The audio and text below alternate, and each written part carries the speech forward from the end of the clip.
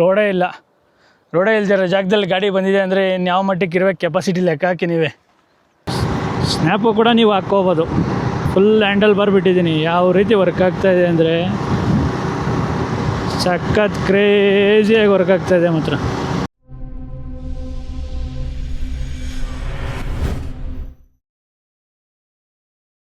Hi hello ನಮಸ್ಕಾರ, welcome back to our YouTube channel R K vlogs Kannada.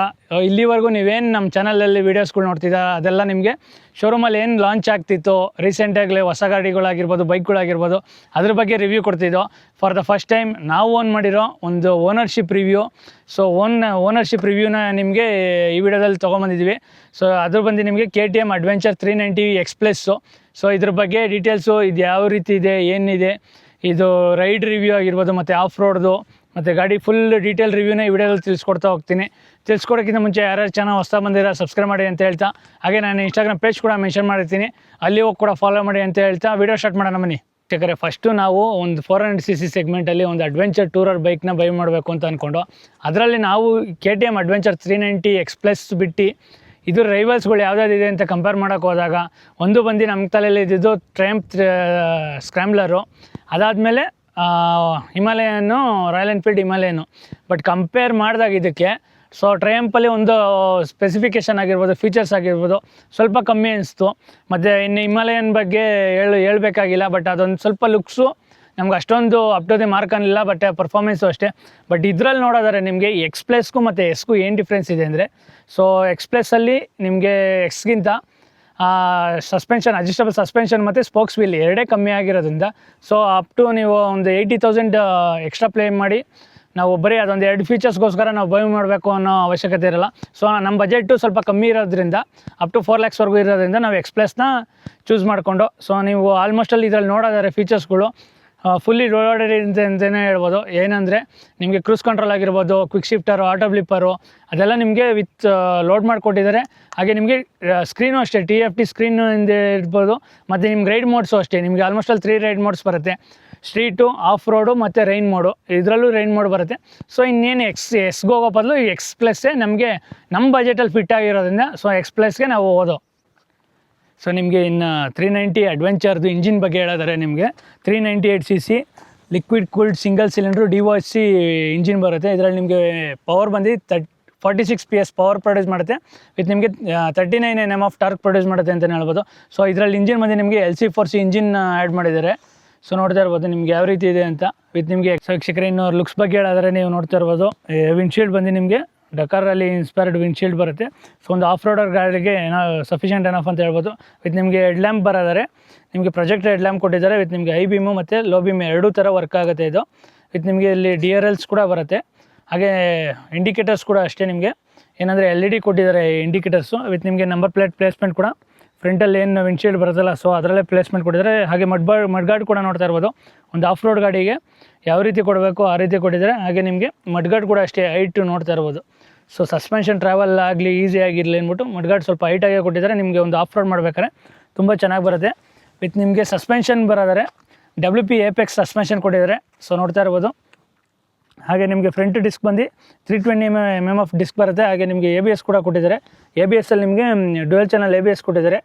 With ನಿಮಗೆ break caliper ಬರೋದಾರೆ single ಕ್ಯಾಲಿಪರು. With ನಿಮಗೆ Bieber break caliper ಕೊಟ್ಟಿದ್ದಾರೆ. ಒಂದು ಚೆನ್ನಾಗಿರೋ ಕ್ವಾಲಿಟಿಯಾಗಿ break caliper ಬರುತ್ತೆ. ಇನ್ನು ನಿಮಗೆ ಟೈರ್ ಬರೋದಾರೆ, ಸೊ ಟೈರ್ ಬಂದು ನಿಮಗೆ ಅಪೋಲೋ ಟೈರ್ಸ್ ಕೊಟ್ಟಿದ್ದಾರೆ. ಹಾಗೆ ಟೈರ್ ಸೆಕ್ಷನ್ ಬಂದರೆ ನಿಮಗೆ 100/90 ಬರುತ್ತೆ. ವಿತ್ ನಿಮಗೆ 19 ಇಂಚ್ ಅಲೆ ಕೊಟ್ಟಿದ್ದಾರೆ. ಸೊ ಇದೇನೇನಂದರೆ ಎಸ್ಗೆ ಹೋಗ್ತೀವಿ ಅಂದರೆ 21 ಇಂಚು ಸ್ಪೋಕ್ಸ್ ವೀಲ್ ಕೊಟ್ಟಿದ್ದಾರೆ. ವಿತ್ ನಿಮಗೆ ಟ್ಯೂಬ್ಲೆಸ್ ಬರುತ್ತೆ ಎಸ್ಸಲ್ಲಿ. ಇನ್ನು ಸೈಡ್ ಲುಕ್ ಬರೋದಾರೆ ನಿಮಗೆ ಇದು ಬಂದು ನಿಮಗೆ ಮೋಲ್ಡೆಡ್ ಫಿನಿಷಲ್ಲಿ ಬರುತ್ತೆ. ಇದು ನೋಡ್ತಾ ಇರ್ಬೋದು, ನಿಮಗೆ ಸ್ಟಿಕ್ಕರ್ ಫಿನಿಶಿಂಗ್ ಬರೋಲ್ಲ. ಬಟ್ ನಾವು ಚೂಸ್ ಮಾಡಿರೋ ಕಲರ್ ಬಂದು ಇದು ವೈಟು ಮತ್ತು ಬ್ಲ್ಯಾಕ್ ಕಲರಲ್ಲಿ ಬರುತ್ತೆ. ಈ ಅಡ್ವೆಂಚರ್ ಎಕ್ಸ್ಪ್ರೆಸ್ಸಲ್ಲಿ ಇನ್ನೊಂದೇನೆಂದರೆ ಎರಡೇ ಕಲರ್ ಬರೋದು. ಇಲ್ಲಿ ನಿಮಗೆ ಒಂದು ಆರೆಂಜ್ ಬರುತ್ತೆ ಮತ್ತು ವೈಟ್ ಬರುತ್ತೆ. ಸೊ ಆರೆಂಜ್ ಕಲರು ನಮಗೆ ಅಷ್ಟೊಂದು ಚೆನ್ನಾಗೇನೋ ಫೀಲ್ ಆಗಿಲ್ಲ. ಸೊ ಅದರಿಂದ ನಾವೇನು ಮಾಡ್ದೋ, ವೈಟ್ ಕಲರು ಲುಕ್ಕಲ್ಲಾಗಿರ್ಬೋದು, ನೀವು ಗಾಡಿ ರೈಡ್ ಮಾಡಬೇಕಾಗಿರ್ಬೋದು, ತುಂಬ ಚೆನ್ನಾಗಿ ಕಾಣಿಸುತ್ತೆ. ಸೊ ಅದರಿಂದ ನಾವು ವೈಟ್ ಕಲರ್ ಚೂಸ್ ಮಾಡಿದ್ದೋ. ಇನ್ನು ನಿಮಗೆ ಫ್ಯೂಲ್ ಟ್ಯಾಂಕ್ ಕೆಪಾಸಿಟಿ ಬಂದು 14.5 litres of fuel tank capacity ಬರುತ್ತೆ. ಸೊ ಇವಾಗ ರೀಸೆಂಟಾಗಿ ನಾವು ತೊಗೊಂಡಾದ್ಮೇಲಿಂದ ಆಲ್ಮೋಸ್ಟ್ ಅಲ್ಲಿ 1 ತಿಂಗಳು ನಾವು ಸಿಟಿಗೆ ಜಾಸ್ತಿ ಯೂಸ್ ಮಾಡಿರೋದ್ರಿಂದ ಮೈಲೇಜು ನಿಮಗೆ ಆಲ್ಮೋಸ್ಟ್ ಅಲ್ಲಿ 25 KM ಬರ್ತಾಯಿದೆ. ಸೊ ನೀವೇನೋ ಹೈವೇಗೆ ಹೋಗ್ತೀವಿ ಅಂದರೆ ನೀವು ಮಿನಿಮಮ್ ಅಂದರೂ 30 to 35 ಒಳಗಡೆ ರೇಂಜ್ ಒಳಗಡೆ ಬರುತ್ತೆ. ಸೊ ಒಂದು ಅಡ್ವೆಂಚರ್ ಟೂರರು ವಿತ್ 400cc ಗಾಡಿಗೆ 30 to 35 ಕಿಲೋಮೀಟರ್ ಒಂದು ಸಫಿಷಿಯೆಂಟ್ ಅನಫ್ ಅಂತ ಹೇಳ್ಬೋದು. ನೀವು 14.5 ಲೀಟರ್ಸ್ ಫ್ಯೂಲ್ ಟ್ಯಾಂಕ್ ಕೆಪಾಸಿಟಿಲಿ ನೀವು ಆಲ್ಮೋಸ್ಟ್ ಅಲ್ಲಿ ಒಂದು 400 to 600 ರೇಂಜ್ ಒಳಗಡೆ ನೀವು ಆರಾಮಾಗಿ ಒಂದು ಟೂರ್ ಮಾಡ್ಬೋದು. ಟೂರ್ ಆಗಿರ್ಬೋದು, ಒಂದು ರೈಡ್ ಮಾಡ್ಬೋದು. ಇನ್ನು ಸೈಡಲ್ಲಿ ಬರೋದ್ರೆ ನಿಮಗೆ ಕ್ರ್ಯಾಶ್ ಕಾರ್ಡ್ ಕೂಡ ನಿಮಗೆ ಕಂಪ್ನಿ ಕಡೆಯಿಂದನೇ ಪ್ರೊವೈಡ್ ಮಾಡ್ತಾರೆ. ಸೊ ನೋಡ್ತಾ ಇರ್ಬೋದು, ಇದು ಸಫಿಷಿಯೆಂಟು. ನಿಮಗೆ ಬೇರೆದೇನೋ ನಾವು ಔಟ್ಸೈಡ್ ಹಾಕಿಸೋ ಅವಶ್ಯಕತೆ ಇರೋಲ್ಲ. ಇನ್ನು ಫ್ರೇಮ್ಸು ಅಷ್ಟೇ ನೋಡ್ತಾ ಇರ್ಬೋದು, ನಿಮಗೆ ಬ್ಲ್ಯಾಕ್ ಕಲರಲ್ಲಿ ಫಿನಿಶಿಂಗ್ ಕೊಟ್ಟಿದ್ದಾರೆ. ಹಾಗೆ ಫುಟ್ ರೆಸ್ಟ್ ಬರೋದಾರೆ ನಿಮಗೆ. ಇದು ನಿಮಗೆ ಆನ್ ರೋಡ್ ಮತ್ತು ಆಫ್ ರೋಡ್ ಎರಡೂ ಥರ ಯೂಸ್ ಮಾಡ್ಬೋದು. ಇದನ್ನು ರಿಮೂವ್ ಮಾಡಿದ್ರೆ ನಿಮಗೆ ಇದೇನಿದೆಯಲ್ಲ ಹಾರ್ಡಾಗಿ ನಿಮಗೆ ಸಿಗುತ್ತೆ. ಸೊ ಅದು ಆಫ್ ರೋಡಾಗಿ ನೀವು ಯೂಸ್ ಮಾಡ್ಕೋಬೋದು. ಇನ್ನು ಬ್ರೇಕ್ ಪ್ಯಾಡ್ ಬರೋದಾರೆ ನಿಮಗೆ ವಿತ್ ಮೆಟಲ್ ಮಾತ್ರ ಕೊಟ್ಟಿದ್ದಾರೆ. ಇನ್ನು ಪ್ಯಾಸೆಂಜರ್ಸ್ಗೆ ನಿಮಗೆ ಫುಟ್ ರೆಸ್ಟ್ ಸಾಫ್ಟ್ ಟಚ್ ಕೊಟ್ಟಿದ್ದಾರೆ. ಇಲ್ಲೆಲ್ಲ ನಿಮಗೆ ಫುಟ್ ಇಟ್ಕೊಂಡಾಗ ನಿಮಗೇನು ಸ್ಕ್ರ್ಯಾಚಸ್ ಆಗಬಾರ್ದು ಅಂದ್ಬಿಟ್ಟು ಅದಕ್ಕೊಂಥರ ಗಾರ್ಡ್ ಥರ ಕೊಟ್ಟಿದ್ದಾರೆ ಅಂತ ಹೇಳ್ಬೋದು. ಇನ್ನು ಎಕ್ಸಾಸ್ಟ್ ಬರೋದಾರೆ ನಿಮಗೆ ಅಂಡರ್ ಬಿಲಿ ಎಕ್ಸಾಸ್ಟ್ ಬರುತ್ತೆ. ಸೊ ಅಂಡರ್ ಬಿಲಿ ಎಕ್ಸಾಸ್ಟ್ ಇನ್ನೊಂದೇನೆಂದರೆ ನಿಮಗೆ, ಸೊ ನೀವೇನೋ ಆಫ್ ರೋಡ್ ಮಾಡ್ತಾ ಇರ್ಬೇಕಾದ್ರೆ, ನೀವು ವಾಟರ್ ಕ್ರಾಸಿಂಗ್ ಮಾಡ್ತಾ ಇರ್ಬೇಕಾದ್ರೆ ನಿಮ್ಗೇನೋ ನೀರು ಹೋಗುತ್ತೆ ಅನ್ನೋದು ಭಯಪಡಬೇಕಾಗಿಲ್ಲ. ಯಾಕಂದರೆ KTM ಕಡೆಯಿಂದನೇ ಅವರೇ ಟೆಸ್ಟ್ ಮಾಡಿದ್ದಾರೆ. ಸೊ ಅಪ್ ಟು ನಿಮಗೆ ಏನು ಸೀಟ್ ಹೈಟ್ ಇದೆಯಲ್ಲ, ಸೊ ಅಲ್ಲಿವರೆಗೂ ನಿಮಗೆ ನೀರು ಫ್ಲೋ ಆಗಿರೋ ರೀತಿ ನಿಮಗೆ ಗಾಡಿನ ರೈಡ್ ಮಾಡಿದ್ದಾರೆ. ಸೊ ರೈಡ್ ಮಾಡಿದ್ಮೇಲೆ ನಿಮಗೆ ಎಕ್ಸಾಸ್ಟಲ್ಲಿ ವಾಟರ್ ಫ್ಲೋ ಆಗಿಲ್ಲ. ಸೊ ಅದೊಂದು ನಿಮಗೆ ಗುಡ್ ನ್ಯೂಸ್ ಅಂತಲೇ ಹೇಳ್ಬೋದು. KTM ಕಡೆಯಿಂದ ಅವರೇ ಟೆಸ್ಟ್ ಮಾಡಿ ಅವರೇ ಸರ್ಟಿಫೈ ಮಾಡಿದ್ದಾರೆ. ಇನ್ನು ನಿಮಗೆ ಸೀಟ್ ಹೈಟ್ ಬರೋದಾರೆ ಆಲ್ಮೋಸ್ಟ್ ಅಲ್ಲಿ 825 mm ಆಫ್ ಸೀಟ್ ಹೈಟ್ ಬರುತ್ತೆ. ಸೊ ನಿಮಗೆ ಇದರಲ್ಲಿ ಇನ್ನೊಂದೇನೆಂದರೆ ಸೀಟ್ ಹೈಟಲ್ಲಿ ನೋಡ್ತಾ ಇರ್ಬೋದು, ನಮ್ಮ 5'8" to 5'9" ಇದ್ದೀನಿ. ಸೊ ನಾನು ಆರಾಮಾಗಿ ಫ್ಲಾಟ್ ಫುಟ್ ಮಾಡ್ಬೋದು. ಯಾರಾನ ಒಂದು 5'5", 5'6" ಇರೋರಿಗೆ ಸ್ವಲ್ಪ ಅನ್ಕಂಫರ್ಟ್ನೆಸ್ ಅನ್ನತ್ತೆ. ಮತ್ತು ನಿಮಗೆ ಗ್ರೌಂಡ್ ಕ್ಲಿಯರೆನ್ಸು ಅಷ್ಟೇ ನೀವು ನೋಡ್ತಾ ಇರ್ಬೋದು. ಗ್ರೌಂಡ್ ಕ್ಲಿಯರೆನ್ಸ್ ನಿಮಗೆ 227 mm ಆಫ್ ಗ್ರೌಂಡ್ ಕ್ಲಿಯರೆನ್ಸ್ ಬರುತ್ತೆ. ಸೊ ಒಂದು ಆಫ್ ರೋಡರ್ ವೆಹಿಕಲ್ಗೆ ಸೊ ಸಫಿಷಿಯೆಂಟ್ ಎನಫ್ ಅಂತ ಹೇಳ್ಬೋದು. ನೀವು ಏನೇನು ಆಫ್ ರೋಡ್ ಮಾಡ್ತಿರ್ಬೇಕಾದ್ರೆ 227 mm ಅಂದರೆ ತುಂಬ ಸಖತ್ತಾಗಿ ಬರುತ್ತೆ. ಹಾಗೆ ಇನ್ನು ರಿಯರ್ ವ್ಯೂ ಬರೋದಾರೆ ನಿಮಗೆ. ರಿಯರಲ್ಲಿ ನಿಮಗೆ ಮೋನೋಸಾಕ್ ಸಸ್ಪೆನ್ಷನ್ಸ್ ಕೊಟ್ಟಿದ್ದಾರೆ. ಸೊ ನೋಡ್ತಾ ಇರ್ಬೋದು, ನಿಮಗೆ ಅದರಲ್ಲಿ ಸಸ್ಪೆನ್ಷನ್ ಸ್ಪ್ರಿಂಗು ಅಷ್ಟೇ ನಿಮ್ಗೆ ವೈಟ್ ಕಲರ್ ಪೇಂಟ್ ಮಾಡಿದ್ದಾರೆ. ಇನ್ನು ಚಾರ್ಸಿ ಫ್ರೇಮು ಅಷ್ಟೇ ನೋಡ್ತಾ ಇರ್ಬೋದು ರಿಯರಲ್ಲಿ ಯಾವ ರೀತಿ ಲುಕ್ ಆಗಿದೆ ಅಂತ. ವಿತ್ ನಿಮಗೆ ರಿಯರ್ ಡಿಸ್ಕ್ ಬಂದು 240 mm ಡಿಸ್ಕ್ ಬರುತ್ತೆ. ಸೊ ABS ಕೂಡ ಇಲ್ಲೇ ಲಿಂಕ್ ಆಗಿದೆ. ವಿತ್ ನಿಮಗೆ ಬೈಬಾರ್ ಕ್ಯಾಲಿಪರ್ ಕೂಡ ನಿಮ್ಗೆ ಇಲ್ಲೇ ಕೊಟ್ಟಿದ್ದಾರೆ. ಸೊ ನೋಡ್ತಾ ಇರ್ಬೋದು. ಹಾಗೆ ನಿಮಗೆ ರಿಯರ್ ಟೈರ್ ಸೈಜ್ ಬರೋದಾರೆ ನಿಮಗೆ 130 ಸೆಕ್ಷನ್ ಬೈ 80 ಸೆಕ್ಷನ್ ಬರುತ್ತೆ. ವಿತ್ ನಿಮಗೆ ರಿಯರಲ್ಲಿ 17 ಇಂಚ್ ಅಲೆ ಕೊಟ್ಟಿದ್ದಾರೆ. ಹಾಗೆ ನಿಮಗೆ ಫ್ರಂಟಲ್ಲಿ ಏನು ಅಪೋಲೋ ಟೈರ್ಸ್ ಕೊಟ್ಟಿದ್ದಾರಲ್ಲ, ಸೊ ಅದೇ ರೀತಿ ನಿಮ್ಗೆ ರಿಯರಲ್ಲೂ ಅಪೋಲೋ ಟೈರ್ಸ್ ಬರುತ್ತೆ. ಹಾಗೆ ಇನ್ನು ರಿಯರ್ ಲುಕ್ ಬರೋದ್ರೆ ನಿಮಗೆ ಟೈಲ್ ಲ್ಯಾಂಪು ಸಫಿಷಿಯೆಂಟ್ ಒಂದು ಚಿಕ್ಕದಾಗಿ ತುಂಬ ನೀಟಾಗಿ ಲುಕ್ಕಾಗಿ ವಿತ್ ಸ್ಮಾರ್ಟ್ ಲುಕ್ ಕೊಟ್ಟಿದ್ದಾರೆ ಅಂತಲೇ ಹೇಳ್ಬೋದು. ಹಾಗೆ ನಿಮಗೆ LED ಟೈಲ್ ಲ್ಯಾಂಪ್ ಕೊಟ್ಟಿದ್ದಾರೆ. ನಂಬರ್ ಪ್ಲೇಟ್ ಪ್ಲೇಸ್ಮೆಂಟ್ ಕೂಡ ನಿಮಗೆ ಇಲ್ಲೇ ಕೊಟ್ಟಿದ್ದಾರೆ ಅಂತಲೇ ಹೇಳ್ಬೋದು. ಇನ್ನು ಕೀ ಬಗ್ಗೆ ಹೇಳಿದರೆ ನಾರ್ಮಲ್ ಕೀ ಕೊಟ್ಟಿದ್ದಾರೆ. ಕೀಗೆ ಇನ್ನೊಂದೇನೆಂದರೆ ನಿಮಗೆ ಕಂಪ್ನಿ ಕಡೆಯಿಂದನೇ ಒಂದು ಕ್ಲೋಸಿಂಗ್ ಇದು ಕೊಟ್ಟಿದ್ದಾರೆ. ಸೊ ನೀವೇನ ಮನೇಲಿ ಪ್ಲೇಸ್ಮೆಂಟ್ ಮಾಡ್ತೀನಿ ಅಂದಾಗ ಸೊ ಕ್ಲೋಸಿಂಗು ಯೂಸ್ ಮಾಡ್ಕೋಬೋದು. ಹಾಗೆ ಇನ್ನು ನಿಮಗೆ 5 inch TFT ಸ್ಕ್ರೀನ್ ಬರುತ್ತೆ, ಕಲರ್ಡು ಸ್ಕ್ರೀನ್ ಕೊಟ್ಟಿದ್ದಾರೆ. ಸೊ ಇದರಲ್ಲಿ ನಿಮಗೆ ಏನಂದರೆ ನೀವು ಗೇರ್ ಶಿಫ್ಟ್ ಇಂಡಿಕೇಟರ್ ಆಗಿರ್ಬೋದು, ಮತ್ತು ನಿಮಗೆ ರೈಡಿಂಗ್ ಮೋಡ್ಸ್ದು ಮತ್ತು ಸ್ಪೀಡೋಮೀಟ್ರದು, ಹಾಗೆ ಸೈಡ್ ಸ್ಟ್ಯಾಂಡ್ ಇಲ್ಲ ಫ್ಯೂಲ್ ರಿಸರ್ವ್ ಇದ್ದರೆ ನಿಮ್ಗೆ ಇಲ್ಲಿ ಡಿಸ್ಪ್ಲೇ ಆಗುತ್ತೆ. ಮತ್ತು ಓಡೋಮೀಟ್ರ್ ಎಷ್ಟು ಓಡಿದೆ ಡಿಸ್ಪ್ಲೇ ಆಗುತ್ತೆ. ಹಾಗೆ ಫೋನ್ ಕನೆಕ್ಟಿವಿಟಿ ಆಗಿದ್ದರೆ ಫೋನ್ ಕನೆಕ್ಟಿವಿಟಿ ಆಗಿರ್ಬೋದು, ಮತ್ತು ನಿಮ್ಗೇನು ಮೈಲೇಜ್ ಬರ್ತದಿಲ್ಲ ಅದು, ಮತ್ತು ಡೇಟ್ ಎಲ್ಲ ಇಲ್ಲಿ ಬರುತ್ತೆ. ಹಾಗೆ ಟೈಮ್ ಕೂಡ ಕೊಟ್ಟಿದ್ದಾರೆ. ವಿತ್ ನಿಮಗೆ ಇದರಲ್ಲಿ ರೈಡಿಂಗ್ ಮೋಡ್ಸ್ ಬರುತ್ತಲ್ಲ, so 3 types of riding modes ಕೊಟ್ಟಿದ್ದಾರೆ. ಸೊ ನೋಡ್ತಾ ಇರ್ಬೋದು, ಸ್ಟ್ರೀಟು ಮತ್ತು ನಿಮಗೆ ಆಫ್ ರೋಡು ಹಾಗೆ rain mode. So 3 types of ride modes ಬರುತ್ತೆ. ನಾವು ಇವಾಗ ಜಸ್ಟ್ ಸ್ಟ್ರೀಟ್ ಮೋಡ್ ಹಾಕ್ಕೊಂಡಿದ್ದೀವಿ. ವಿತ್ ನಿಮಗೆ ಕಾನ್ಫಿಗರೇಷನ್ನು ಸ್ಟ್ರೀಟ್ ಮೋಡಲ್ಲಿ ನಿಮಗೆ ಯಾವ ರೀತಿ ಬೇಕೋ ಆ ರೀತಿ ನೀವು ಕಾನ್ಫಿಗರ್ ಮಾಡ್ಕೋಬೋದು.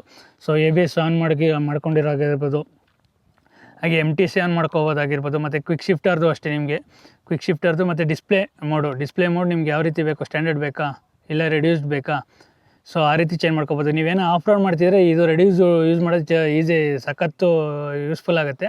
ಸೊ ಯಾಕೆ ಅಂದರೆ ನಿಮಗೆ ಆಫ್ ರೋಡ್ ಮಾಡ್ತಾ ಇರ್ಬೇಕಾದ್ರೆ ನಿಮ್ಗೆ ಡಿಸ್ಪ್ಲೇ ಜಾಸ್ತಿ ಯೂಸ್ ಆಗೋದಿಲ್ಲ. ಸೊ ಅದರಿಂದ ನಿಮಗೆ ರೆಡ್ಯೂಸ್ ಮೋಡು ಯೂಸ್ ಆಗುತ್ತೆ. ಸೊ ನೋಡ್ತಾ ಇರ್ಬೋದು, ಜಸ್ಟ್ ಗೇರ್ ಇಂಡಿಕೇಟ್ರು ಮತ್ತು ಸ್ಪೀಡ್ ಮಾತ್ರ ಬರುತ್ತೆ ಆಫ್ ರೋಡಲ್ಲಿ. ಸೊ ಅದೊಂದು ನಿಮಗೆ ಒಳ್ಳೆ ಬೆಸ್ಟ್ ಫೀಚರ್ಸು.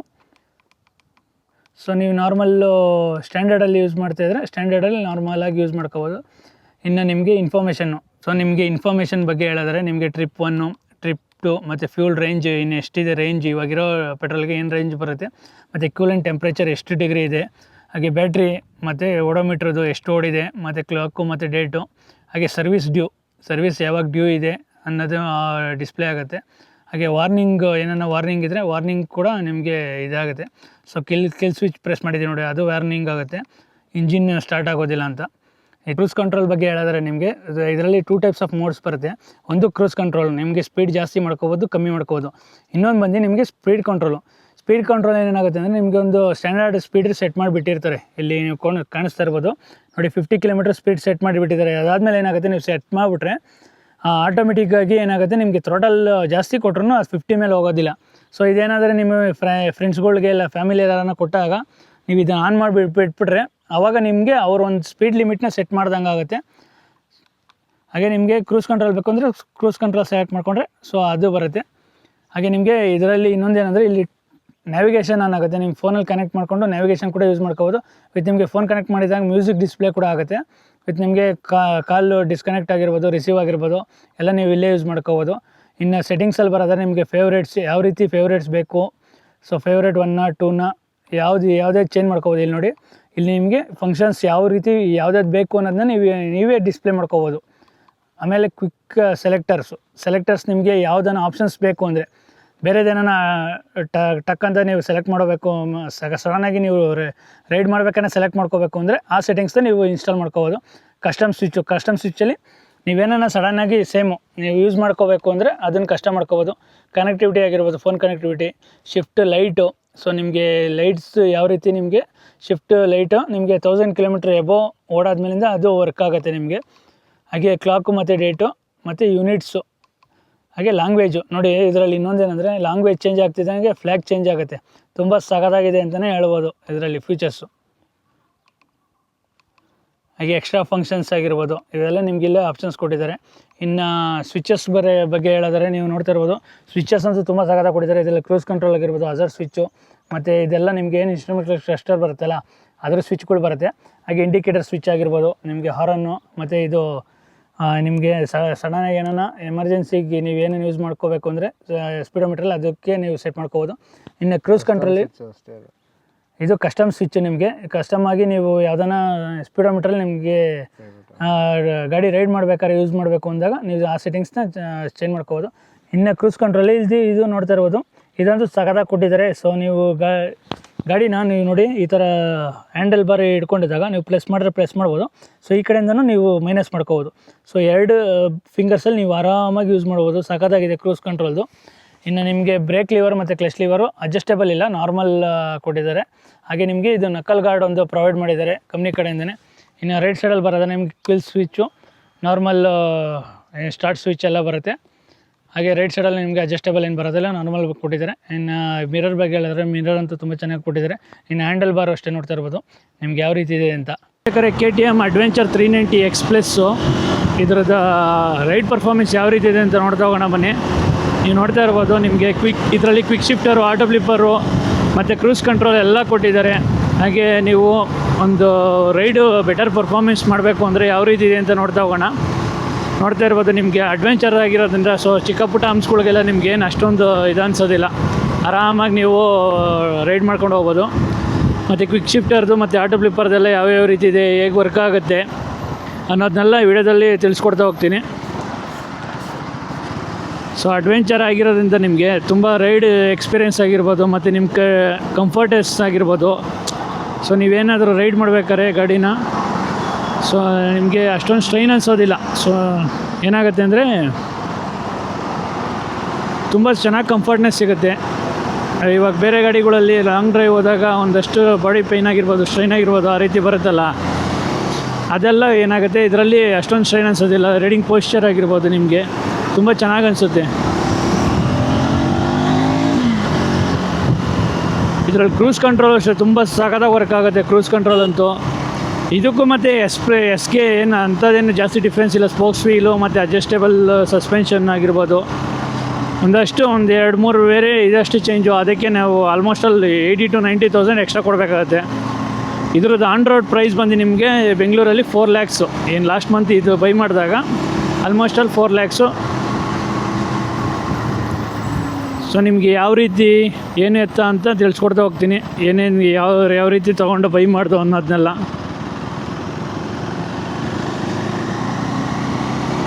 ನೋಡ್ಬೋದು ಕಿಕ್ ಶಿಫ್ಟರ್ ಯಾವ ರೀತಿ ವರ್ಕ್ ಆಗೋದು ಅಂತ ತೋರಿಸ್ತೀನಿ ನೋಡಿ, ನೋಡ್ತಾ ಇದ್ದೀರಾ. ಸೊ ನಾನು ಆಲ್ಮೋಸ್ಟ್ ಅಲ್ಲೂ ಕ್ಲಚ್ಚೇ ಹಿಡಿತಲ್ಲ.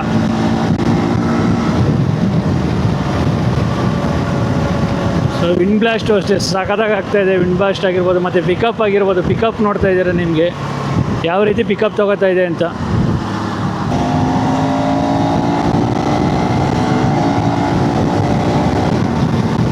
ಈಸಿಯಾಗಿ 100 ರೀಚ್ ಮಾಡ್ಬೋದು ನೀವು. ಆ ರೀತಿ KTM ಅವರು ಒಂದು ಒಳ್ಳೆ ಪರ್ಫಾರ್ಮೆನ್ಸ್ ಬೇಸ್ಡ್ ಅಡ್ವೆಂಚರ್ ಗಾಡಿ ಕೊಟ್ಟಿದ್ದಾರೆ. 390 ಆಗಿರ್ಬೋದು. ನಿಮಗೆ 390 ಒಂದು ದೊಡ್ಡ ಗಾಡಿ ಥರನೂ ಫೀಲ್ ಆಗುತ್ತೆ, ಮತ್ತು ನಿಮಗೆ ಆ ಬಲ್ಕಿನೆಸ್ಸು ಮತ್ತು ಅದು ಅದೇ ರೀತಿ ಒಂದು ಅಡ್ವೆಂಚರ್ ಓಡಿಸ್ತಾ ಇರ್ಬೇಕಾದ್ರೆ ನಿಮಗೆ ತುಂಬ ಒಂದು ಲೈಟ್ ವೆಯ್ಟು ಫೀಲ್ ಆಗುತ್ತೆ. ಏನು ವೆಯ್ಟು ಫೀಲ್ ಆಗೋದಿಲ್ಲ. ಬಟ್ ನೀವು ಓಡಿಸ್ಬೇಕಾದ್ರೆ ಗಾಡಿ ಓಡಿಸ್ತಾ ಇದ್ದೀವಿ, ಒಂದು 390cc ಗಾಡಿ ಓಡಿಸ್ತಾ ಇದ್ದೀವಿ ಅನ್ನೋದು ಫೀಲ್ ಆಗುತ್ತೆ. ಅಟ್ ದ ಸೇಮ್ ಟೈಮ್ ನಿಮ್ಗೆ ಏನಾಗುತ್ತೆ ಅಂದರೆ, ಸೊ ಗಾಡಿ ತುಂಬ ವೆಯ್ಟ್ ಅಂತ ಅನ್ಸೋದಿಲ್ಲ. ತುಂಬ ವೆಯ್ಟ್ ಆಗಿದ್ರೆ ಏನಾಗುತ್ತೆ ನಿಮಗೆ, ಇವಾಗ ಎಳ್ದಾಡೋಕ್ಕಾಗಿರ್ಬೋದು, ಒಂದು ಗಾಡಿ ರೈಡ್ ಮಾಡ್ಬೇಕಾದ್ರೆ ನೋಡಿ ಈ ಥರ ಎಲ್ಲ ಹೋಗ್ಬೇಕಾದ್ರೆ ನಿಮಗೆ ವೆಯ್ಟ್ನೆಸ್ ಇದ್ದಾಗ ಸ್ವಲ್ಪ ಹಿಂದೆ ಮುಂದೆ ಹೊಡಿತೀವಿ. ಮತ್ತು ಟರ್ನ್ ಮಾಡ್ಬೇಕಾಗಿರ್ಬೋದು ನಿಮಗೆ ಏನು ಹೇಳಿ ನೋಡಿ, ಆರಾಮಾಗಿ 100 ರೀಚ್ ಮಾಡ್ಬೋದು. ಆಮೇಲೆ ಬ್ರೇಕಿಂಗು ಅಷ್ಟೇ ತುಂಬ ಚೆನ್ನಾಗಿ ಕೊಟ್ಟಿದ್ದಾರೆ. ಸೊ ನಾನು ಆವಾಗಿಂದ ನೋಡ್ತಾ ಇರ್ಬೋದು ನೀವು, ಬರೀ ಬ್ಯಾಕ್ ಬ್ರೇಕಲ್ಲಿ ಮಾತ್ರ ಕಂಟ್ರೋಲ್ ಮಾಡ್ತಾಯಿದ್ದೀನಿ. ಫ್ರಂಟ್ ಬ್ರೇಕ್ ನಾನು ಯೂಸೇ ಮಾಡಿಲ್ಲ.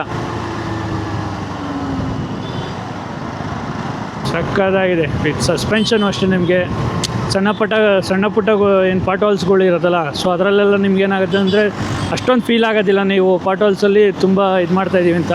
ಸೊ ನೋಡ್ತಾ ಇರ್ಬೋದು ನಿಮ್ಗೆ ಗಮ್ಸು ಆರಾಮಾಗಿ ನೋಡಿ.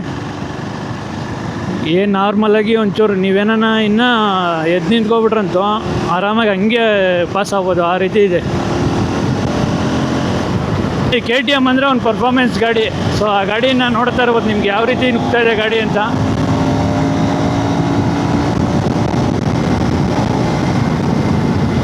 ವಿತ್ ನಿಮಗೆ ಬ್ರೇಕಿಂಗ್ ಕಂಡೀಷನು ಅಷ್ಟೇ ನೋಡ್ತಾ ಇರ್ಬೋದು ನೋಡಿ.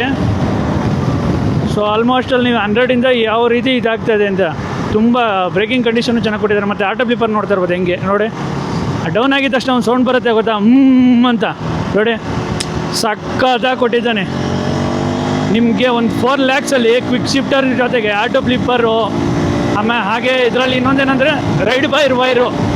ಸೊ ಇದರಲ್ಲಿ ಏನಾಗುತ್ತೆ ನಿಮಗೆ ರೈಡ್ ಬೈ ವೈರ್ ಪರ್ಫಾರ್ಮೆನ್ಸು ಅದು ಕೊಟ್ಟಿದ್ದಾನೆ. ನಿಮಗೆ ಸ್ಟಿಲ್ ಥ್ರೋಟಲ್ ಕೊಡಬೇಕಾದ್ರೆ ಆಗಿರ್ಬೋದು, ನಿಮಗೆ ಪರ್ಫಾರ್ಮೆನ್ಸ್ ಎಲ್ಲ ತುಂಬ ಸಖತ್ತಾಗಿದೆ. ಮತ್ತು ನಿಮಗಿದು ಆನ್ ರೋಡ್ ಜೊತೆಗೆ ಆಫ್ ರೋಡಲ್ಲಿ ಕೂಡ ಯೂಸ್ ಮಾಡ್ಬೋದು. ಅಡ್ವೆಂಚರ್ ಆಗಿರೋದ್ರಿಂದ ಅಡ್ವೆಂಚರ್ ಟೂರರ್ ಥರ ಯೂಸ್ ಮಾಡ್ಬೋದು ಇದನ್ನು.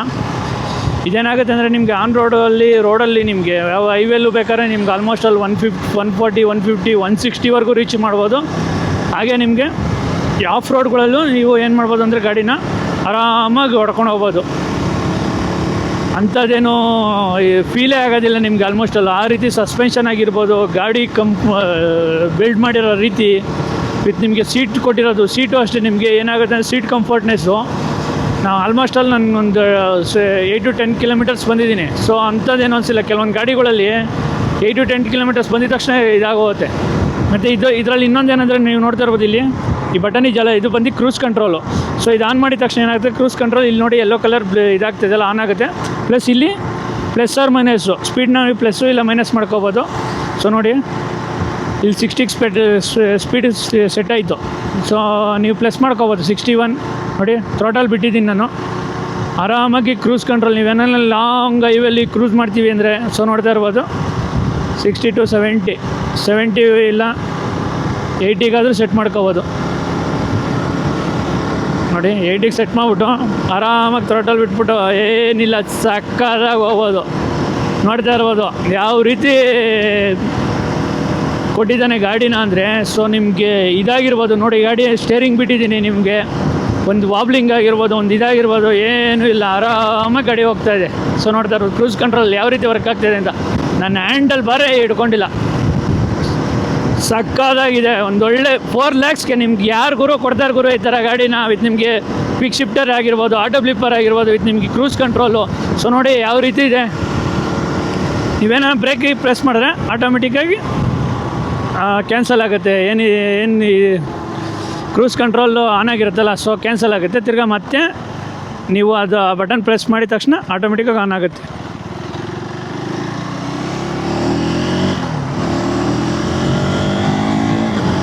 ನೋಡಿ ಕ್ವಿಕ್ ಶಿಫ್ಟರ್ ಯಾವ ರೀತಿ ವರ್ಕ್ ಆಗ್ತಾಯಿದೆ ಅಂತ. ಕ್ರೇಜಿ ಗುರು.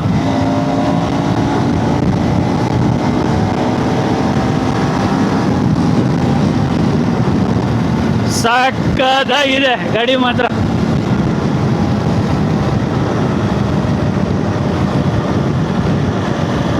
ಸೊ ನೋಡ್ತಾ ಇರ್ಬೋದು ಗಾಡಿ ಆಲ್ಮೋಸ್ಟ್ ಅಲ್ಲಿ 90 ಸ್ಪೀಡ್ಗೆ ಸೆಟ್ ಆಗೋಗಿತ್ತು. ಸೊ ಅದನ್ನು ನಾನು 80ಗೆ ತರ್ತಾ ಇದ್ದೀನಿ. ಸೊ ನೋಡಿ ಕ್ರೂಸ್ ಕಂಟ್ರೋಲ್ ಮಾತ್ರ ನೆಕ್ಸ್ಟ್ ಲೆವೆಲಲ್ಲಿ ವರ್ಕ್ ಆಗುತ್ತೆ. ಸೊ ಆರಾಮಾಗಿ ನೀವು ಸ್ಪೀಡ್ ಡೌನ್ ಮಾಡ್ತಾಯಿದ್ರೆ ನೋಡಿ ಆಟೋಮೆಟಿಕ್ಕಾಗಿ ಸ್ಪೀಡ್ ಡೌನ್ ಆಗುತ್ತೆ. 70ಲಂತೂ ಆರಾಮಾಗಿ ಕ್ರೂಸ್ ಮಾಡ್ಕೊಂಡು ಹೋಗ್ಬೋದು. 70 to 80 ನೀವೇನೋ ಒಂದು ಒಳ್ಳೆ ಹೈವಿಲ್ ಇದ್ದರೆ ಮಾತ್ರ ಆರಾಮಾಗಿ ಕ್ರೂಸ್ ಮಾಡ್ಕೊಂಡು ನೋಡಿ ಆರಾಮಾಗಿ ಎರಡು ಕೈನೂ ಬಿಟ್ಟಿದ್ದೀನಿ ವೀಕ್ಷಕರೇ. ಈ ಕ್ರೂಸ್ ಕಂಟ್ರೋಲ್ ಆನ್ ಮಾಡ್ಬಿಟ್ಟು ನೀವೇನೇನು ಮಾಡ್ಬೋದು ಅಂತ ತೋರಿಸ್ತೀನಿ. ಸೊ ಆರಾಮಾಗಿ ನೀವು ಕ್ರೂಸ್ ಕಂಟ್ರೋಲ್ ಆನ್ ಮಾಡಿಬಿಟ್ಟು ಹ್ಯಾಂಡಲ್ ಬಾರ್ ಬಿಟ್ಬಿಟ್ಟು ನೀವು ಆರಾಮಾಗಿ ಫೋನಲ್ಲಿ ಒಂದು ಸ್ನ್ಯಾಪ್ ಕೂಡ ಹಾಕ್ಬೋದು.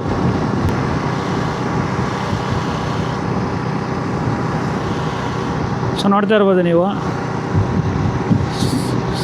ಸ್ನ್ಯಾಪು ಕೂಡ ನೀವು ಹಾಕ್ಕೋಬೋದು. ಸೊ ನೋಡಿ ಫುಲ್ ಹ್ಯಾಂಡಲ್ ಬಾರ್ ಬಿಟ್ಟಿದ್ದೀನಿ. ಯಾವ ರೀತಿ ವರ್ಕ್ ಆಗ್ತಾಯಿದೆ ಅಂದರೆ ಸಖತ್ ಕ್ರೇಜಿಯಾಗಿ ವರ್ಕ್ ಆಗ್ತಾಯಿದೆ ಮಾತ್ರ.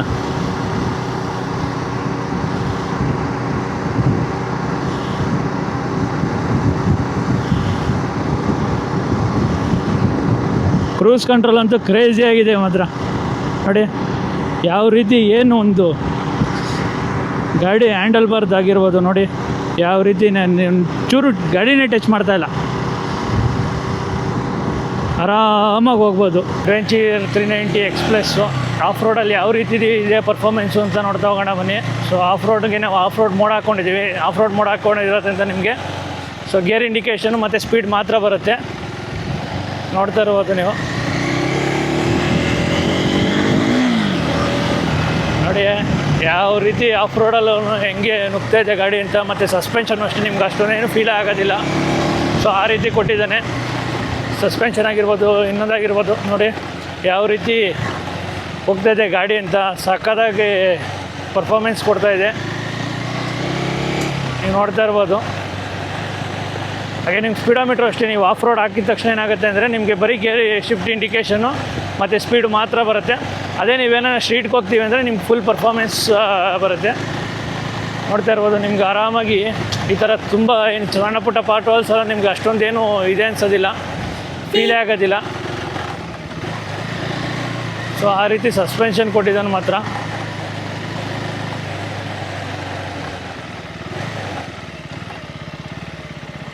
ಸೊ ನೋಡ್ತಾ ಇರ್ಬೋದು ಯಾವ ರೀತಿ ಹೋಗ್ತಾಯಿದೆ ಗಾಡಿ ಅಂತ. ಸೊ ನಾವು ನಿಂತ್ಕೊಂಡು ಯಾವ ರೀತಿ ಹೋದರೆ ನೀವೇ ನೋಡಿ ಯಾವ ರೀತಿ ಹೋಗ್ತಾಯಿದೆ. ಕಂಫರ್ಟ್ನೆಸ್ ಒಂದು ತುಂಬ ಸಖತ್ತಾಗಿದೆ. ಆರಾಮಾಗಿ ನೀವು ರೈಡ್ ಮಾಡ್ಬೋದು. ಸೊ ನೀವು ನಿಂತ್ಕೊಂಡು ಓಡಿಸಿದ್ರು ಗಾಡಿ ಅಂಥದ್ದೇನು ಇದಾಗೋದಿಲ್ಲ. ಸೊ ಆ ರೀತಿ ಫೀಲ್ ಕೊಡುತ್ತೆ. ಆಮೇಲೆ ನಿಮ್ಗೇನಂದರೆ ಇದು ಆಫ್ ರೋಡ್ ಆನ್ ಮಾಡಿದಾಗ ನಿಮಗೆ ರಿಯರ್ ABS ಮತ್ತು ಟ್ರ್ಯಾಕ್ಷನ್ ಕಂಟ್ರೋಲ್ ಆಫ್ ಆಗಿರುತ್ತೆ. ಸೊ ಅದನ್ನು ನೀವು ನೋಡಿಸ್ಕೊಂಡು ಓಡಿಸ್ಬೇಕಾಗತ್ತೆ. ಯಾಕಂದರೆ ನಿಮಗೆ ABS ಆನ್ ಇಲ್ಲದೆ ಇರೋದ್ರಿಂದ ತುಂಬ ಸ್ಪೀಡಾಗಿ ಹೋಗಿ ಬ್ರೇಕ್ ಹೊಡೆದಾಗ ಸ್ಕಿಡ್ ಆಗೋ ಚಾನ್ಸಸ್ ತುಂಬ ಇರುತ್ತೆ. ಸೊ ನೋಡ್ತಾ ಇರ್ಬೋದು ನಿಮಗೆ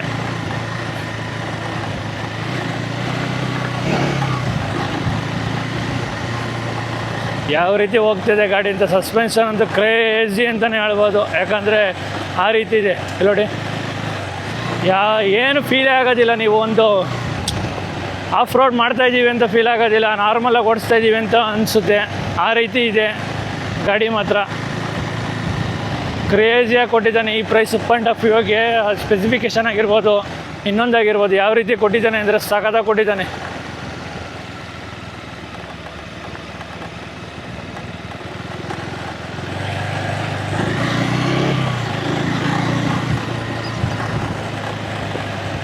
ಸೊ ನೋಡ್ತಾ ಇರ್ಬೋದು ನಿಮಗೆ ಯಾವ ರೀತಿ ಇದೆ ಗಾಡಿ, ಯಾವ ರೀತಿ ಹೋಗ್ತಾ ಇದೆ ಅಂತ. Fully of road. ಇನ್ನೂ ಬೇಕಾದ್ರೆ ಇನ್ನೂ ಆಫ್ ರೋಡ್ ತೊಗೊಂಡ್ರೆ ನಿಮ್ಗೇನಾಗುತ್ತೆ ಗಾಡಿ ಸಖತ್ತಾಗಿ ಹೋಗುತ್ತೆ.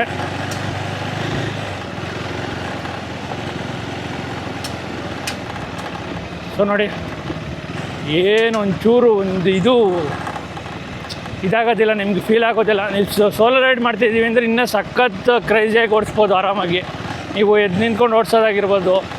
ಸೊ ಆ ರೀತಿ ನೀವು ಓಡಿಸ್ತಾ ಇರೋದ್ರಿಂದ ನಿಮಗೆ ಅಷ್ಟೊಂದೇನು ಫೀಲ್ ಆಗೋದಿಲ್ಲ. ನೋಡಿ ಗಾಡಿ ಈ ಪಾಟ್ ಹೌಸ್ಗಳಲ್ಲಿ ಹೋಗ್ತಾ ಇದ್ದೀವಿ ಅಂತಲೇ ಫೀಲ್ ಆಗೋದಿಲ್ಲ, ಆ ರೀತಿ ಇದೆ. ಸೊ ನೋಡ್ತಾ ಇರ್ಬೋದು ಯಾವ ರೀತಿ ಇದೆಲ್ಲ ಪಾಸ್ ಮಾಡ್ತಾ ಇದೆ, ಸಖತ್ತಾಗಿದೆ ಅಂತ.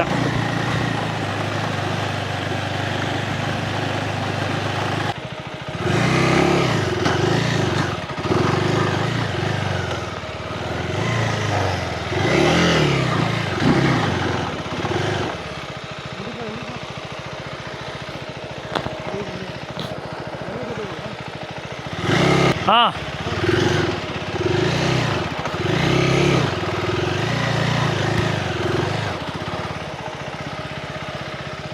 ಓಯ್ ಗಜಾಗಿ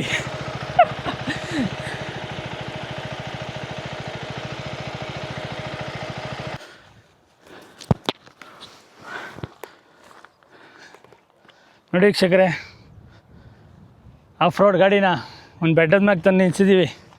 ನೋಡಿ ಈ ರೀತಿ ಬಂದಿದ್ದು ನಾವು ಪಾತ್ವೆ, ಗಾಡಿ ಯಾವ ರೀತಿ ಹತ್ಕೊಂಬಂದಿದೆ ನೋಡಿ. ರೋಡೇ ಇಲ್ದಿರೋ ಜಾಗದಲ್ಲಿ ಗಾಡಿ ಬಂದಿದೆ ಅಂದರೆ ಯಾವ ಮಟ್ಟಕ್ಕೆ ಇರಬೇಕು ಕೆಪಾಸಿಟಿ ಲೆಕ್ಕ ಹಾಕಿ ನೀವೇ. ವ್ಯೂ ಪಾಯಿಂಟ್ ನೋಡಿ ಹೆಂಗಿದೆ, ಕ್ರೇಜಿ ಅಲ್ವಾ? ಈ ಕಡೆ ಬಿಡದಿ, ಈ ಕಡೆ ಬೆಂಗಳೂರು.